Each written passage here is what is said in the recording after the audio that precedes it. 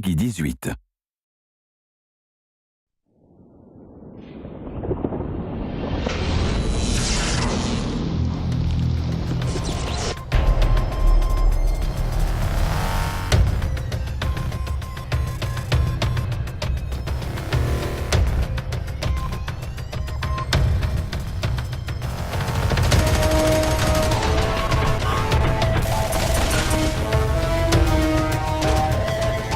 Motion capture is the technology they use to capture performances of actors and then translate that to 3D data that we then apply to our characters. There's a series of cameras set up in an array around the room. They're basically capturing markers that are set up at specific key points on the character to ensure that we have articulation at each joint. That data is captured with infrared cameras that reflect back the information to the cameras, and then that data is triangulated.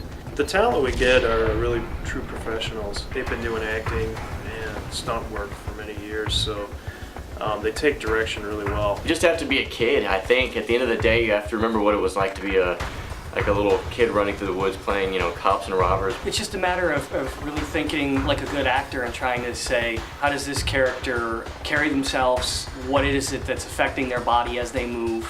And just trying to visualize yourself in a different set of bones and different skin. Forgetting what you look like, I think, is one of the greatest challenges that any actor for motion capture has, because basically they're just using your skeleton or, you know, your joints, and they're superimposing another character that probably looks nothing like you whatsoever. But I think once you see what the character looks like with your movements, that's a really big step for any motion capture actor to just realize that, like, it's not you at all. So basically I give them an insight into the character that they're performing, give them a little background on who the character is, what the character means to the game. And a lot of times we just let talent perform impromptu and kind of freestyle a little bit.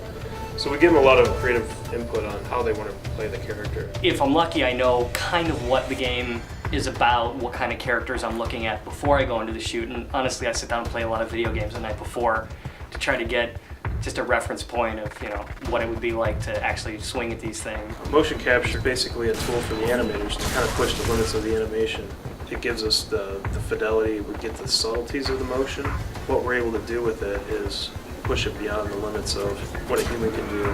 You know, when you pick up a game today, the movement of it, the acting within the game, the characters themselves move and are so much more developed than characters that had been hand animated just in the computer from games, you know, just even a few years ago.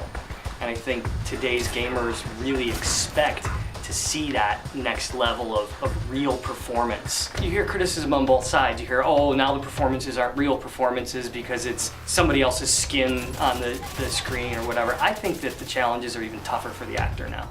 Getting an authentic, real performance to play through, you know, a digital skin, I think takes a lot of skill and a lot of thinking about your technique and making sure that you're giving an honest, authentic performance.